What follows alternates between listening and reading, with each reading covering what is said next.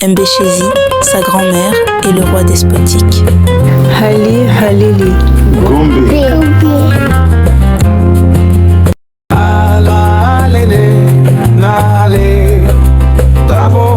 Il était une fois un roi tyrannique, connu pour sa cruauté et son arrogance. Ce roi régnait sur son royaume comme s'il en était le créateur, imposant des lois absurdes et accablant son peuple de souffrances inutiles. Un jour, en parcourant son territoire, le roi croisa une vieille femme qui épluchait des ignames devant sa modeste case. À ses pieds, une chèvre broutait tranquillement sous l'ombre d'un grand manguier. Intrigué, le roi s'arrêta et pointa son sceptre vers le chevreau qui trottinait autour. « Cette bête m'appartient désormais, déclara-t-il avec dédain. Il est évident que ma chèvre royale a fécondé la tienne. Ce chevreau est donc le mien. » La vieille femme, sans cesser d'éplucher ses ignames, leva doucement les yeux vers le roi. « Majesté, répondit-elle avec calme, est-ce ma chèvre ou votre cabri qui a souffert pour le mettre au monde ? Cette simple question déstabilisa le roi. Son visage vira au rouge et il tonna. Comment oses-tu ? Garde, capturez cette insolente. Demain, elle sera pendue pour son insolence. Cette nuit-là, assise seule dans une cellule froide, la vieille femme pleura, non pour elle-même, mais pour son petit-fils, Mbéchézi, qui lui était si cher. « Que deviendra-t-il sans moi ?» murmurait-elle entre ses sanglots. Mais contre toute attente, Mbéchézi, qui revenait au village après plusieurs années passées à étudier auprès d'un sage, entendit parler de l'injustice. Il se rendit immédiatement au palais.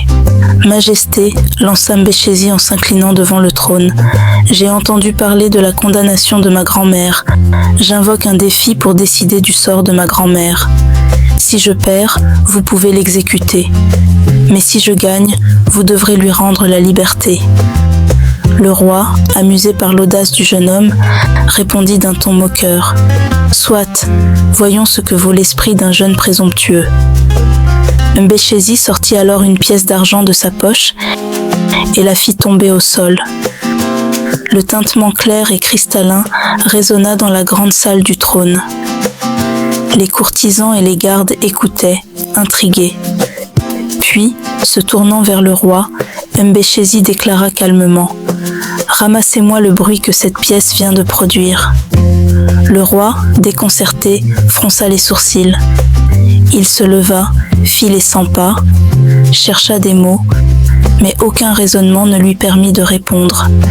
Finalement, il hurla « Ce défi est absurde, le bruit ne peut être ramassé. » Mbéchézi esquissa un sourire et s'inclina.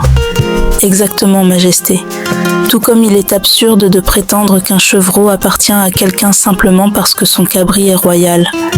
Vous pouvez vous approprier ce que vous voyez, mais jamais ce qui est immatériel ou inexpliqué. » Un murmure parcourut la salle. Les villageois présents, rassemblés par curiosité, se mirent à rire doucement. Le roi, sentant l'humiliation grandir, devint livide. « Laisse-moi réfléchir à cette leçon, » finit-il par dire en serrant les poings. « Libérez la vieille femme. » Une conclusion édifiante.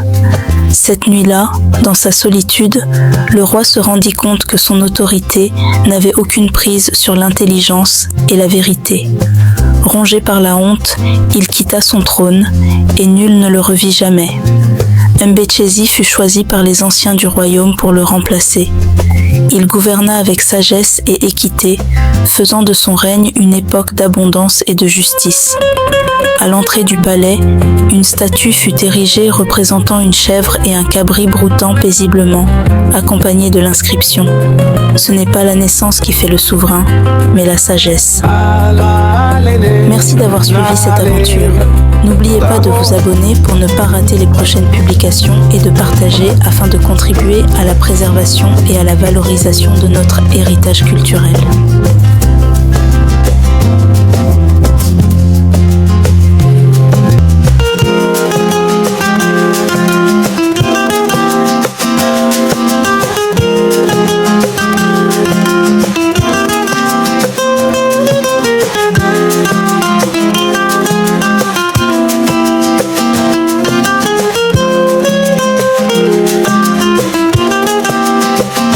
sagesse éclaire les nuits les plus sombres. Un héros s'élève, la lumière dans l'ombre.